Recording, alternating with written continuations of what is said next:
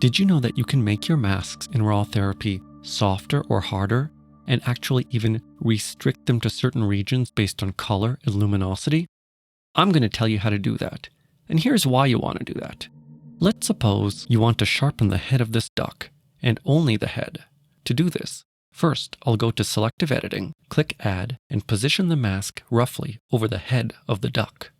Then I'll click Add Tool to Current Spot, and select Contrast Levels by Detail. Finally, I'll increase the sliders far too much, as if I were desperate to get likes on Instagram.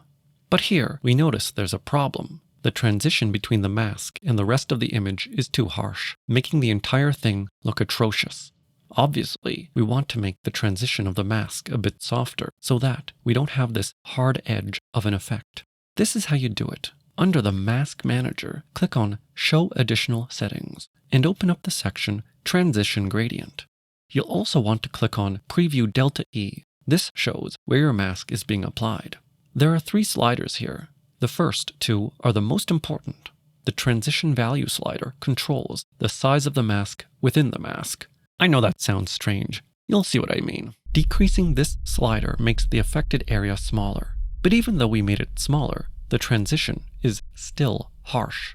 That's where the Transition Decay slider comes in handy. Simply decrease it to make the mask transition softer.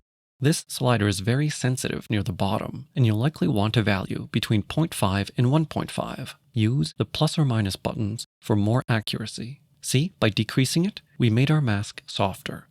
Now uncheck Preview Delta E, and you'll see that the sharpening effect we applied falls off gradually and more naturally. Now let's talk about shape detection, or restricting your mask based on luminosity and color. This section looks like you need to be a voodoo master to manipulate properly. Actually, it's sort of like a parametric mask. To demonstrate this section, I'll use a second example of a rufous-collared sparrow.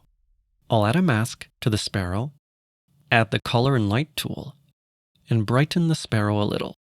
But if we look carefully, we see that the effect is bleeding off into the surrounding background. Not good. The Shape Detection section can tune the mask to follow the different tones and colors in your image so that only certain areas of luminosity and color are affected by the mask. Crucially important is that what is being detected is relative to the center of the mask. Notice how when I move the mask from the sparrow to the background, the effect changes abruptly. When the center of the mask is on the background, the effect is only applied to parts of the image similar to the background. But when the center of the mask is on the sparrow, only the sparrow is affected. And when the center is on the sparrow, the mask loses effect as soon as the image transitions to the background. The harshness of this effect loss is controlled by the Delta E decay slider. Look at what happens when this slider is really low. Going back and forth, you can see that the shape detection is minimal. When I increase the decay slider, however, the shape detection falloff is really abrupt.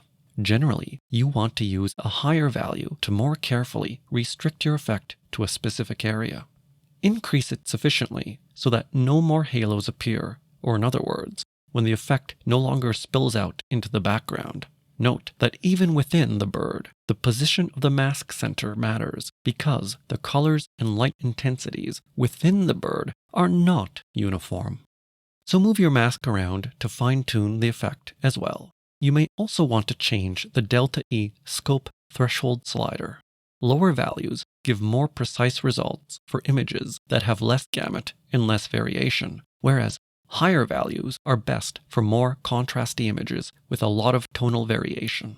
Because this is a softer image, a lower value works better. Finally, there are 2 other sliders that are designed to torture you. Help you fine-tune the mask.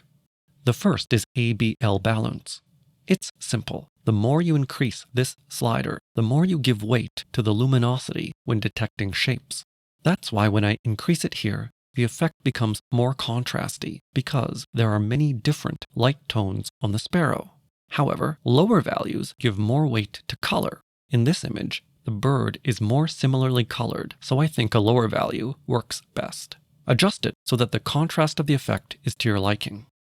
Similarly, the CH balance slider controls how much chroma versus hue is used to detect your subject. Pushing the slider lower means the chroma, or roughly the level of saturation, is used, but higher values means more of the hue differences are used. Notice how, when I move the mask near the orange feathers, but not touching, the effect darkens when I decrease this slider. That's because the effect is falling off rapidly when the chroma, or saturation, changes. But the hue difference between the cream feathers and the orange is not so great, so the effect is more gradual when I increase the CH balance, making hue the primary differentiator. And in this case, it's good to increase the CH balance slider because the background is green and it's a very different color than the sparrow. So using hue to detect shapes means the background will be pretty much completely excluded. See, now when I turn selective editing on and off, you'll see that just the sparrow is brightened and the background is left alone. That's it.